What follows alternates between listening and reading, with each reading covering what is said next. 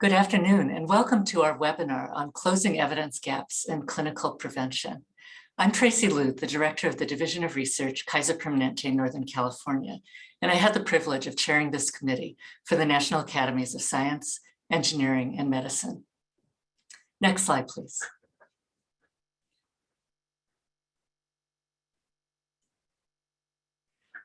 During this hour, I and two of our committee members, Ann Kurth and Kathy Bradley, will give an overview of our report and our recommendations. Then we'll have time for discussion, including questions and answers. During the discussion period, you can send questions or comments using the Q&A function in your Zoom. It's down at the bottom, right next to the chat function, but please send comments or questions using the Q&A and not the chat. Or you can raise your hand and we'll call on you or to talk with us via video. Actually, I'm sorry, you won't be able to raise your hand. Please just send them comments or questions using the Q&A function.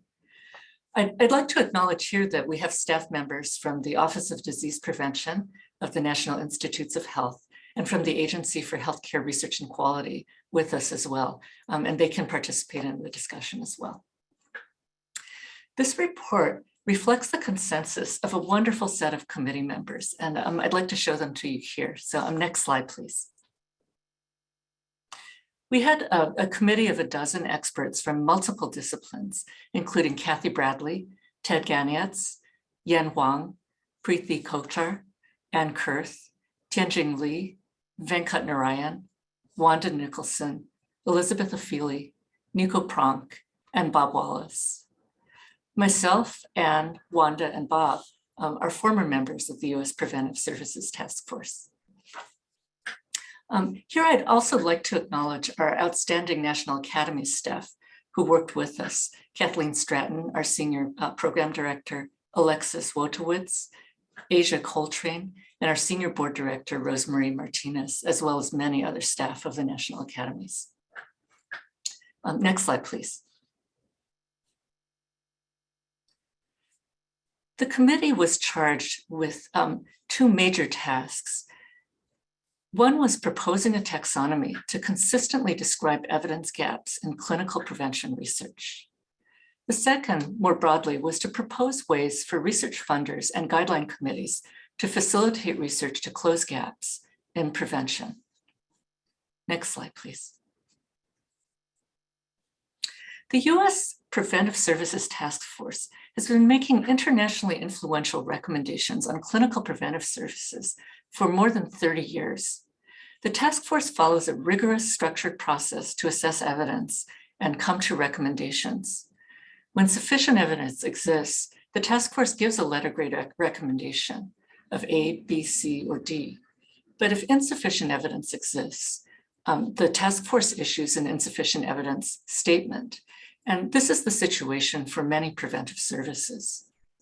Clinical prevention research done in the United States does not always focus on the most crucial evidence gaps that would be needed to convert these insufficient evidence statements to letter grade recommendations. To accelerate progress, evidence gaps could be described more systematically and prioritized more clearly.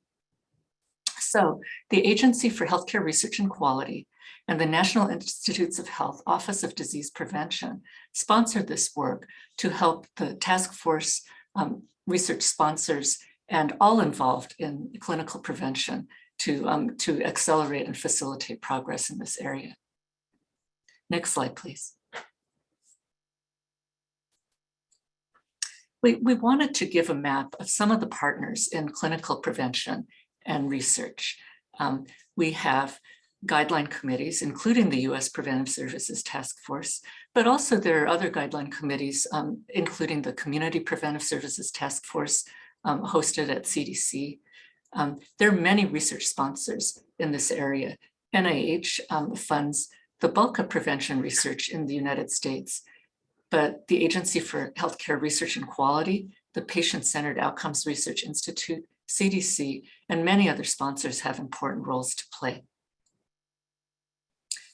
Researchers obviously are in the lead of creating new evidence on clinical preventive services, and clinicians and healthcare systems both do research and also implement recommendations as they come out. So this is the landscape of the key partners in this area. Next slide, please. Before we start in on the report, I want to acknowledge that some of our committee's recommendations will result in new work. And we want to be respectful of the fact that the U.S. Preventive Services Task Force members are volunteers, and that the AHRQ staff and the NIH Offices of Disease Prevention staff are fully busy with ongoing work. So partly we wanted to indicate that this new work should be balanced among AHRQ, the task force, and NIH. The committee is offering multiple options for implementing our recommendations.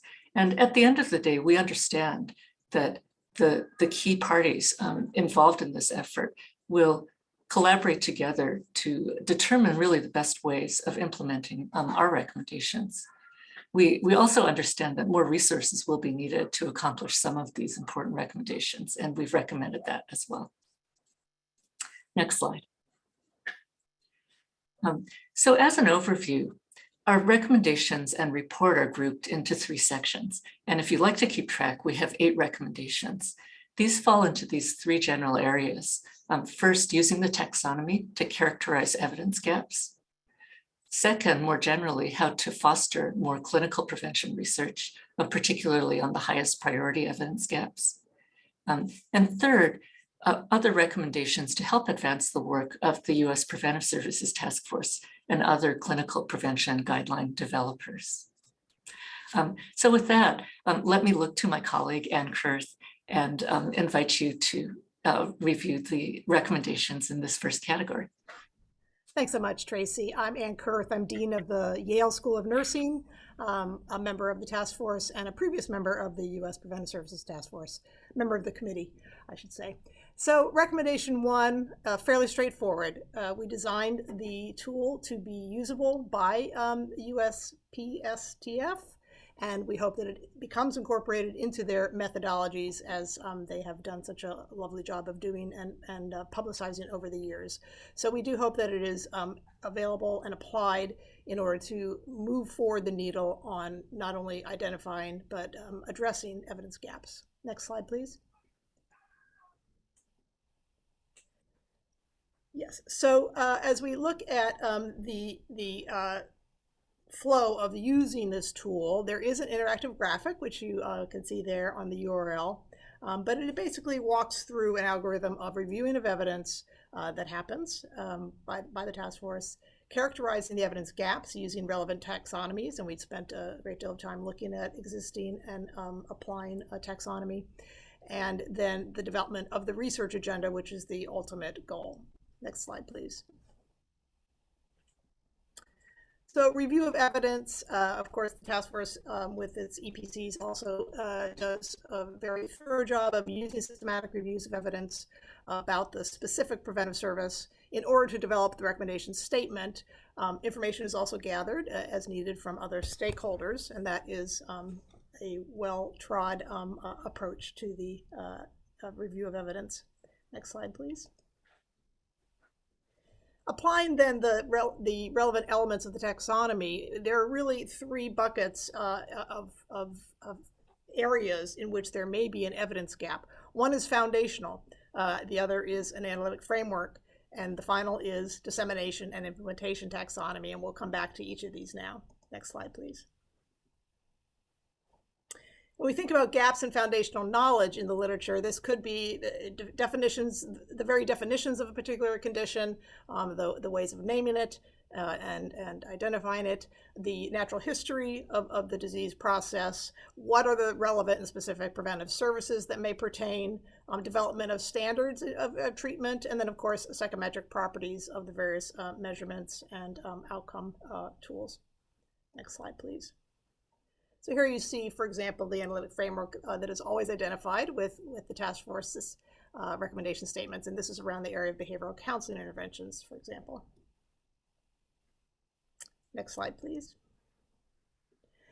In the analytic framework area of where there might be a prevention gap, this could include a number of things. Equity considerations are always top of mind, something that we think about as the recommendations are being developed, and as we think about the gaps for subpopulations that may be at higher risk, structurally or otherwise, including behavioral, sociodemographic, biological, and clinical risk factors. Always the focus on early detection and the best way to optimize early detection.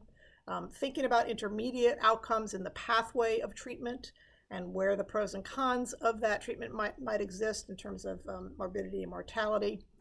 Effectiveness measures in terms of the effects of the screening itself or the effects of the intervention that may ensue. And then, as always, a balancing sense of harms that may occur from both screening or treatment. Next slide, please. Finally, on dissemination and implementation evidence gaps, here we think about scale and population attributable impact, the scope of the services, which may include some consideration of understanding what the costs of implementing and scaling might be. Scaling itself is always a consideration, and sustainability of health systems and health providers being able to put these recommendations into practice in terms of thinking about the evidence gaps that will be filled to support the recommendations. Penetration of the program into the intended audience, how the scope of services might be implemented, how people participate, and then, of course, effectiveness of the gap. Next slide, please. So we acknowledge that in some regards, it's been the case that implementation is not particularly in the scope for the task force, but we have seen over time, the task force increasingly has been delving into this arena, publishing in the literature, and so has increasingly recognized certainly the importance of health equity as a framing. And of course, health equity relies on effective implementation for all relevant populations. In a recent editorial on systemic racism, for example, the task force has said that its future evidence reviews will pilot test inclusion of evidence on differential effectiveness, harms, reach, or delivery of services, including implementation outcomes. So this is an arena that we see the task force moving into a bit further, and we think it is relevant. Next slide, please. We do recognize that the committee, in our approach to this, is not saying that we intend for D&I considerations to influence the task force's grades in coming up with recommendation statements.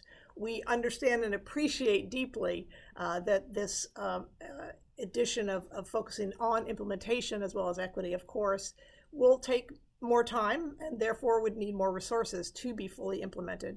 And we hope that that will be able to be incorporated by the task force in order to take on the responsibility for this D&I work. There is so much thoughtful energy that goes into creating the recommendation statements and all the attendant tools. We certainly hope that it gets broad uptake out in the clinical and health systems populations so that we have an impact on healthcare ultimately. Next slide, please. So in terms of thinking about using the taxonomy, obviously our terms of reference for doing this work as a committee was to address the task force specifically, but we hope and I think believe that other similar clinical guideline creating committees may find it useful as well as people think about in their own context evidence gaps that may be able to be improved in order to improve prevention and screening. We acknowledge that there are multiple funders for the task force's work, and that includes AHRQ and PCORI and NIH, and all of those agencies are also thinking about some of the evidence gaps issues and how best to address them. Researchers, principal investigators, and research centers may want to think about how to use this taxonomy in terms of triaging their own research portfolio for key questions and gaps. And of course, we hope that clinicians would be able to and healthcare systems would be able to utilize this taxonomy tool as well. Next slide, please. So the committee did envision that AHRQ would be able to direct the EPCs, which are the centers that are involved in helping to create the recommendation statements, to be able to help conduct the reviews using terminology that is consistent with the taxonomy that we're recommending in this report. We likewise hope that partner organizations and staff at AHRQ and at NIH would also be able to provide some pivotal support and input and be able to utilize the taxonomy both internally and externally to inform funding announcements and track proposals that might be submitted, etc. Next slide, please. So turning now to recommendation 2, we start with noting the committee is actually interested in lightening the task force's burden. There is a great deal of work that is involved, and we believe the task force should be involved but not be primarily responsible. So we would like to also have that engagement with AHRQ and NIH staff for their expertise as well. But the recommendation 2 focuses on the notion that for each recommendation and I statement of a gap, the task force should indicate which are high priority. So this is an idea of triaging and prioritizing. We believe that staff from ODP and AHRQ can broadly outline research that could address those priority gaps and be available as a guidepost to help funders, whether NIH or others, to develop a specific research agenda to address them in a more timely way. The task force and staff from ODP and AHRQ should consult partner organizations and stakeholders as needed, and that is certainly part of the philosophy of the task force. Next slide, please. So finally, in developing the research agenda, again, the notion is to set priorities across all of the evidence gaps that do exist using some prioritization criteria that we outline, and then also outline potential study specifications, while not being prescriptive, that might help most effectively to address each high priority gap. Next slide, please. So we do in the report outline criteria for how best to approach the prioritization of evidence. One might consider the population impact, the centrality of the problem, equity, of course, as a interwoven theme, the relative importance, urgency and time considerations, how adoptable will work that addresses that evidence gap be able to be, value, including potentially economic considerations, and then feasibility of the research to get the question answered. Next slide, please. Finally, in outlining the study specifications, again, we don't want to say that there must be only X, Y, and Z kind of methodologies to address each gap, but the kind of alternative and cutting-edge interventions, that, study designs that people might consider, one would factor in, again, thinking about the population, what is the evidence, the comparator, the specific outcomes to track, the time frame for follow-up, what's feasible, what's needed, the setting or settings in which the work might take place, how much can be aggregated or disaggregated, innovative study design considerations, and potential funders and funding mechanisms is what we touch on there. Next slide, please. So in terms of using the taxonomy, we do, again, recognize the incredible amount of work that is done by task force members who are volunteers, the amazing staff, and we do suggest that NIH and AHRQ staff collaboratively develop the research agenda in consultation with the task force members and stakeholders. The framework in which we approach the taxonomy for study specifications is kind of an elaboration of the PICOTS framework, which is familiar to many, and we do explicate terms to encourage new research, that might be most germane. Again, the research agenda should not be so prescriptive about specific designs, because we do always want to see principal investigator and researcher creativity and funders' expectations of a range of research proposals.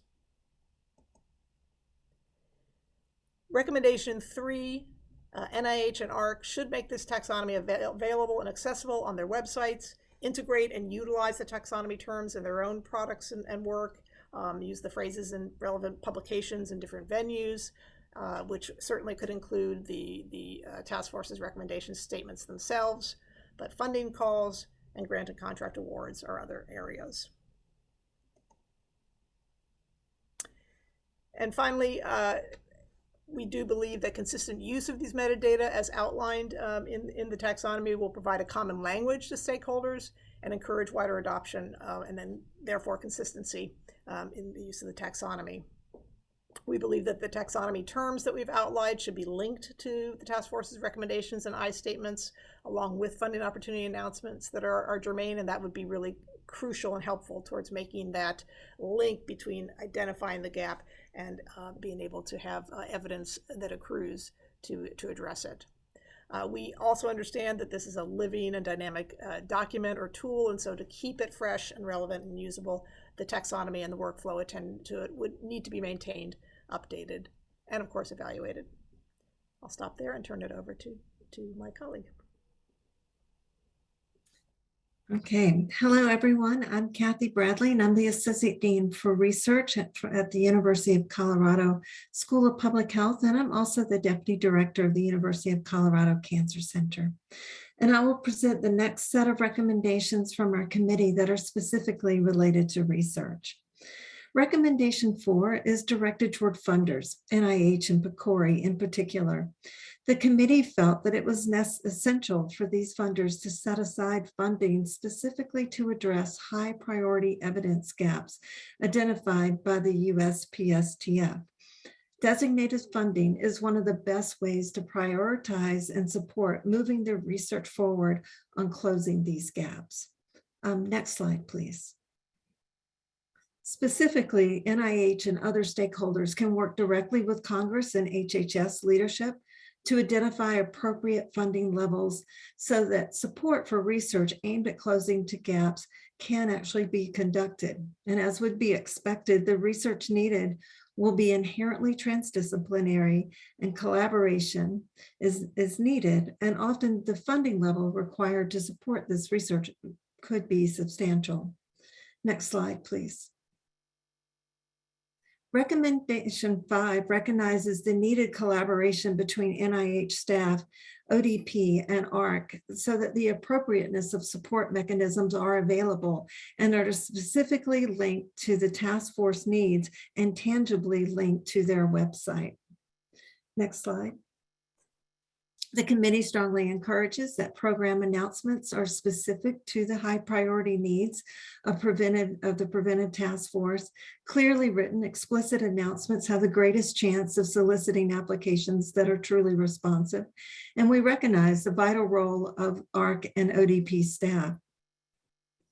As part of this cycle, reviewers must also be explicitly instructed to consider an evidence gap. Next slide, please.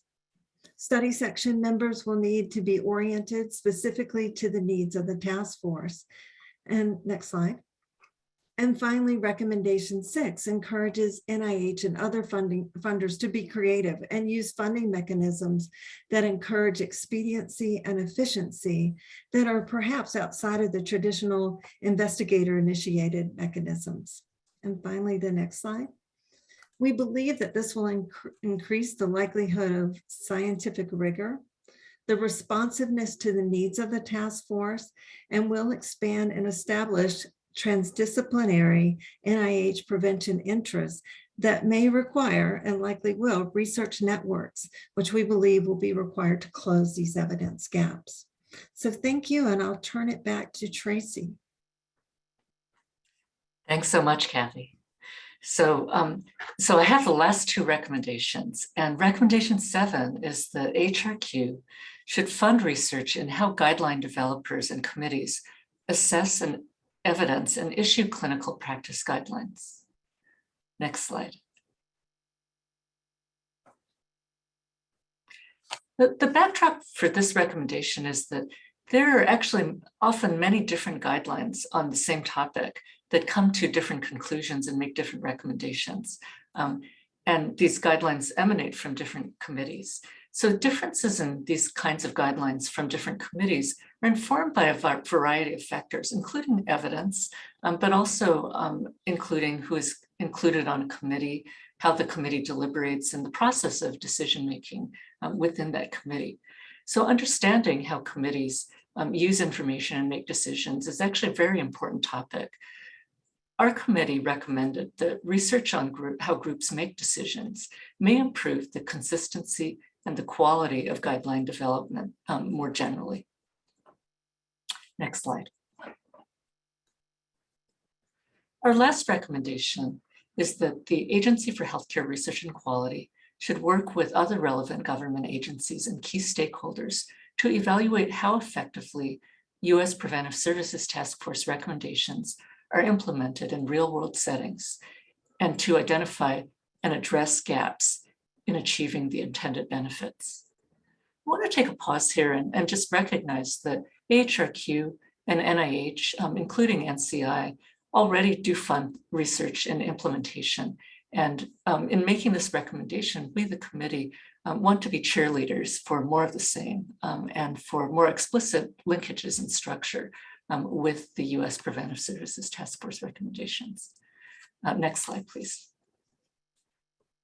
So a primary question is how a program's real-world outcomes compare to those of the initial trials on which a recommendation was based.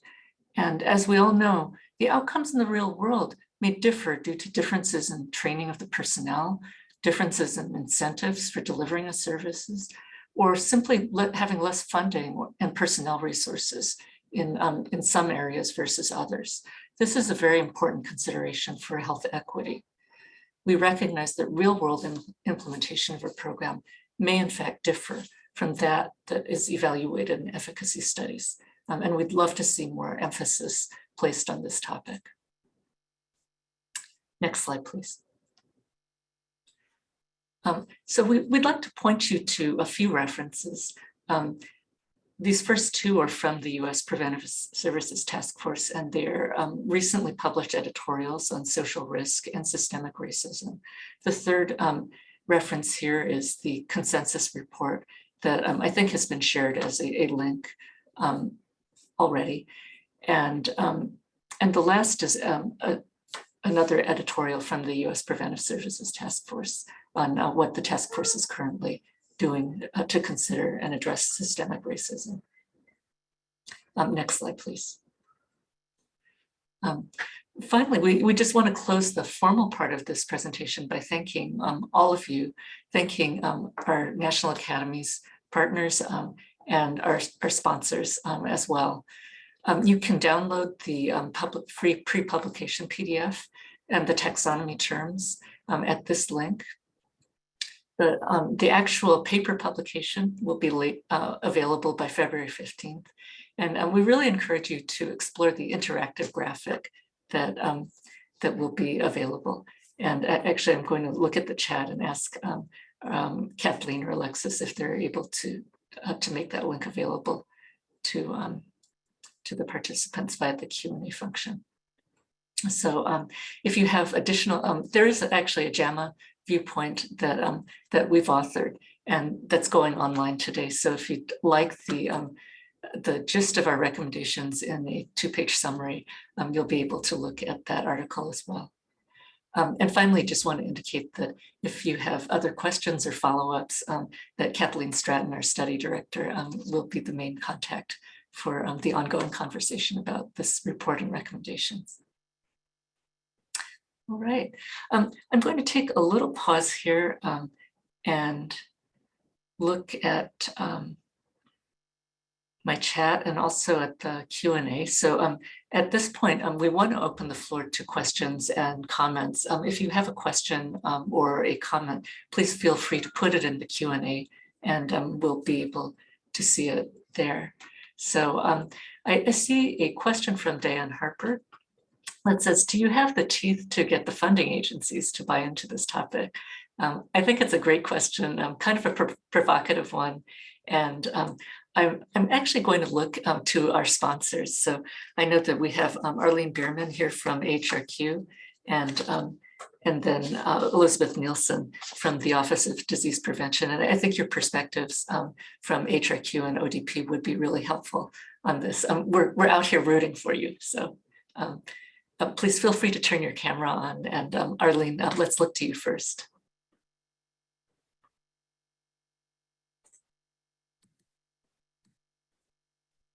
Yeah, so, AHRQ is really committed to, advancing the implementation of clinical preventive services in practice.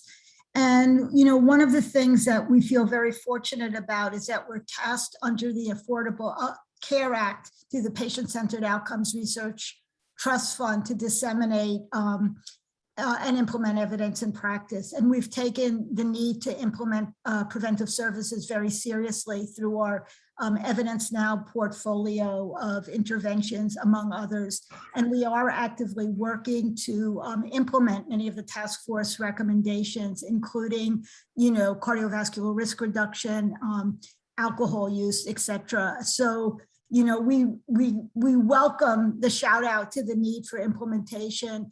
And I just want to say, in terms of our implementation work, we know that there's often little evidence on the best way to implement these. So the approach that we're taking is by integrating quality improvement and implementation science. So as we do these implementation initiatives, we actually learn what works and can continue increasing the effectiveness of implementation efforts. That's terrific. Thank you, Arlene. Let's look to Elizabeth Nielsen. I know that you started to type an answer to one of the questions. So, but if you had anything to add, please feel free to turn your video on. And I know that you're partnering with AHRQ. Yes, good afternoon. I have an unstable internet connection, so I'll keep my camera off, but I did want to say that the NIH Office of Disease Prevention is strongly committed to closing USPSTF identified research gaps, and we're going to be meeting in March with staff across the NIH to discuss the taxonomy and how these recommendations can best be implemented. That's terrific. And we thank you, Elizabeth. We see a follow-up comment from Diane Harper, who's the current president of NAPCRG and is interested in collaborating in this effort. So that's terrific to hear, and we'll keep that in mind.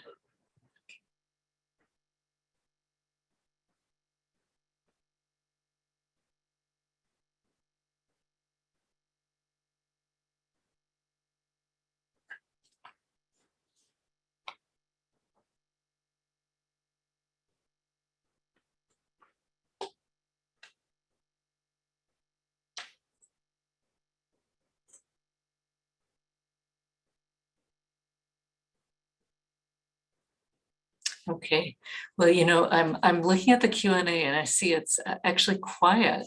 So I hope that we have addressed your questions, and we really thank you for your support. I see that, almost 150 people have dialed in, and it really speaks to the interest in more research in clinical prevention.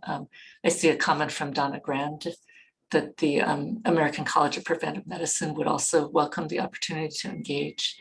I see a question from Bob Lawrence as well. Welcome, Bob. And so the question here is, will the burden of disease be used to set priorities in the taxonomy? And yes, actually, Bob, if you go to the interactive version of the taxonomy, or actually even to the JAMA article that is being published today, you'll see that under the part of the taxonomy that addresses developing a research agenda, we have a section that says to set priorities across all of the evidence gaps using certain criteria, and population impact is part of that. So disease burden, population impact certainly is an important criterion for determining priorities. So thank you for highlighting that.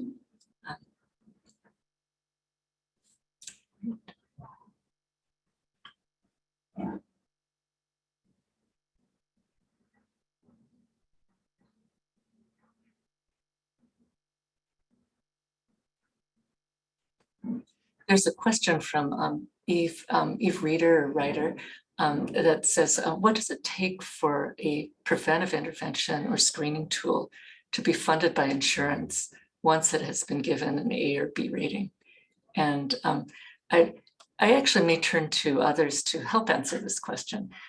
My own understanding is that once a preventive intervention has a B rating from the U.S. Preventive Services Task Force, that the Affordable Care Act mandates that most types of insurers cover that preventive service.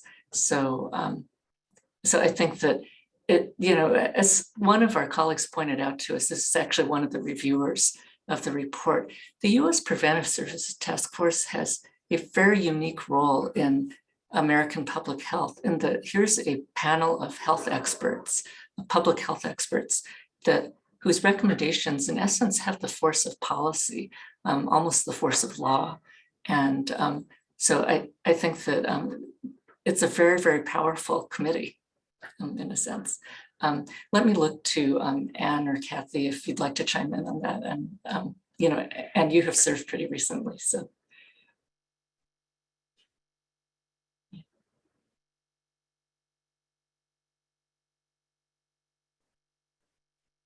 That's certainly the broad mandate, and how it plays out within individual payers. There may be a variety of mechanisms there that maybe AHRQ can speak to.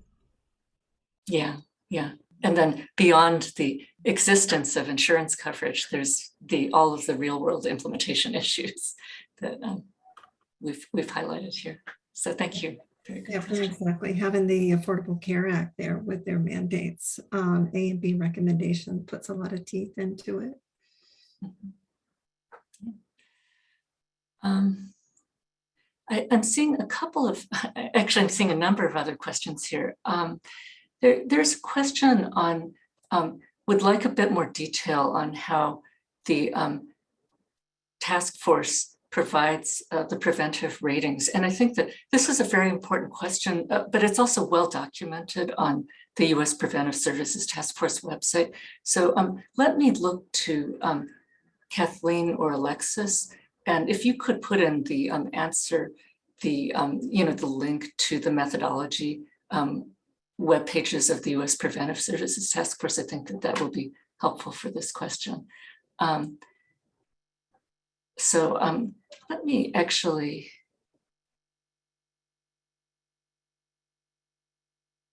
look to this next question, and it's from Heather, and I apologize, Heather, Zoom is not letting me read your entire last name.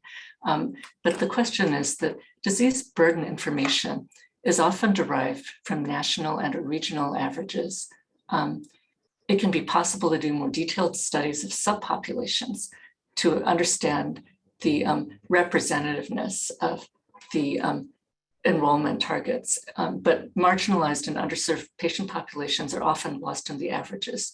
So does the tool, and I will interpret that as, does our taxonomy address some of these areas where there are disparities that are regional? And I think that in developing the taxonomy, our committee was very attuned to issues of differential effectiveness of services among different subpopulations. And these populations may be defined by socioeconomic status, by race, ethnicity, by geography, rural versus urban. There are many ways that an intended preventive service, that effectiveness may be diluted as it moves from the efficacy clinical trials into the real world and into settings where they're not as always highly resourced as the initial settings for the clinical trials or the other studies that supported a letter grade recommendation. So equity was actually one of the central criteria among the priority setting criteria that our committee, the National Academies Committee, designated. So I do think that there's really an opportunity for people to look at the variation among different subpopulations through that lens using our taxonomy. And I'm scrolling down.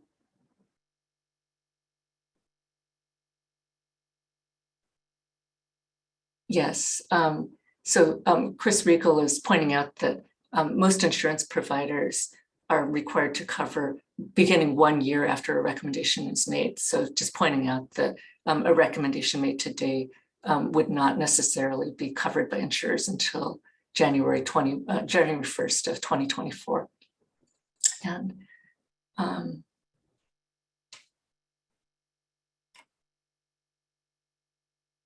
okay. Okay, there was a question actually about the task force, and it's actually a somewhat interesting question. I'm going to look to Ann Kurth for this, and then to Arlene Bierman or Amanda Borski if they'd like to chime in as well. So the question is this: it's what is the process for including suddenly emerging issues for consideration by the U.S. Preventive Services Task Force? And that's from Angela Mikhailide. Yeah, thank you. And of course, I've not been on the task force for a few years, and so some processes may have evolved, but there is a prioritization process that happens at least annually. And of course, the task force members and the EPCs keep an eye on the emerging literature whenever there's a large-scale RCT, for example, or trial that brings forward additional information. It helps, give people a sense of what might be the timely way to revisit a recommendation with additional evidence, and there is a requirement to do that, revisiting and refreshing with some consistency. But the late breaking news in a little bit more granular real time might not be quite as doable, but there is certainly a process. Yeah. Yeah, I just want to add that we have a public nomination process. So if there are issues, so for example, in the last few years, HIV PrEP was nominated by one of our partners. So if there are emerging issues that people feel the task force might want to consider, please nominate those topics. Great, thank you both. I'm seeing a question. Actually, I'm seeing an answer from Tracy Wolf that's coming through the Q&A. So thank you, Tracy. It's suggesting some good resources that we can grab and put into the answers. If I could look to Kathleen or Alexis to go ahead and share that link that Tracy has sent us. Melissa Green Parker is asking, what role, if any, the Community Preventive Services Task Force played in the development of the taxonomy? And we definitely had the Community Preventive Services Task Force in mind as we developed this taxonomy. And I guess that there would be two touch points that stand out in my mind. We had Amy Lansky, who's the director of the Community Guide for CDC, come to speak with the National Academies Committee during our third public meeting. And it was really illuminating to see how the Community Preventive Services Task Force handled kind of similar issues as well. So I felt that we learned something from the Community Preventive Services Task Force view. And then as we wrote our recommendations, we definitely had them in mind. In addition, I think that I'm going to look to Kathleen Stratton to correct me, but Nico Pronk and I believe maybe Bob Wallace, but a couple of our committee members had been involved with the Community Preventive Services Task Force as well. So.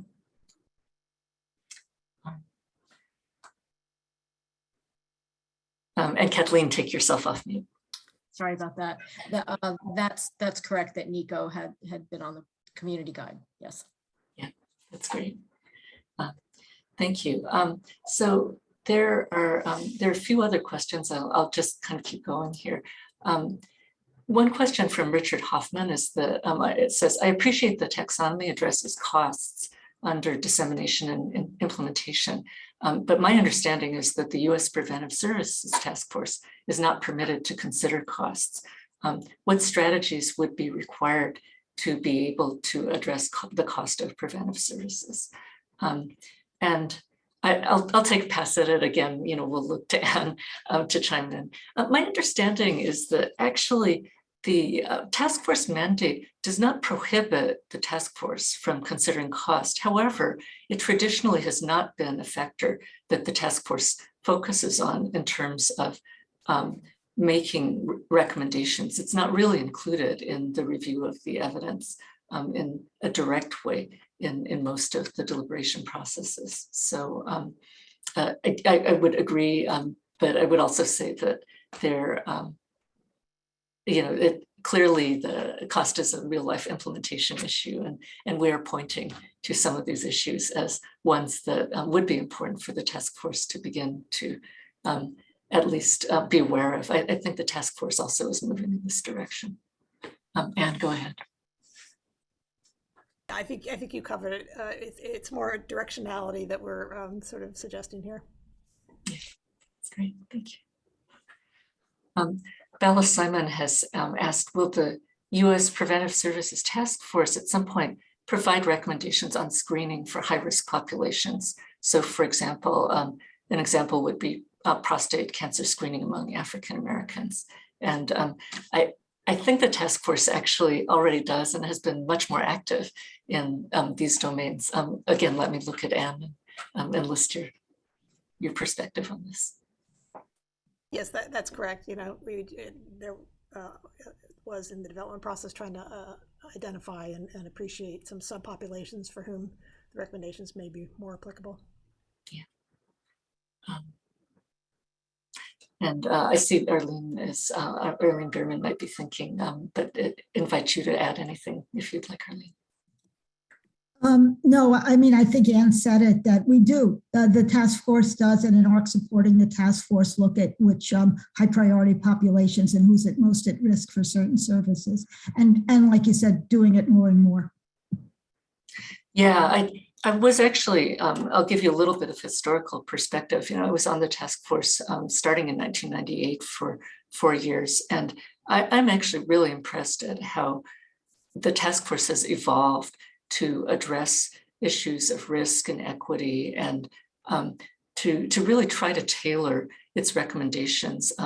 We used to have more of a one-size-fits-all approach 2 decades ago when I served on the task force. And I really have to compliment AHRQ and the task force on the way that, you know, the entire effort has become very attuned to these real-life issues and the prospect of heterogeneity in the way that services should be recommended, in the way that services, in fact, are delivered in real life. So, okay. I see the Q&A is a little bit quiet. And it's been a great discussion. I want to thank all who contributed. I see that there were many other questions that were answered via the chat.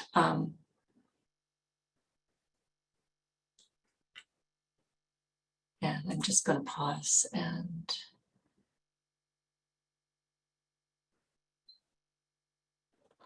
yes. Well, I think that I'd like to start closing our webinar. I just want to thank again, particularly Anne Kurth and Kathy Bradley, who've helped present today, our sponsors from the Office of Disease Prevention and from AHRQ, and our National Academy staff and all who have come to listen in and advance the cause of clinical prevention services. So thank you all.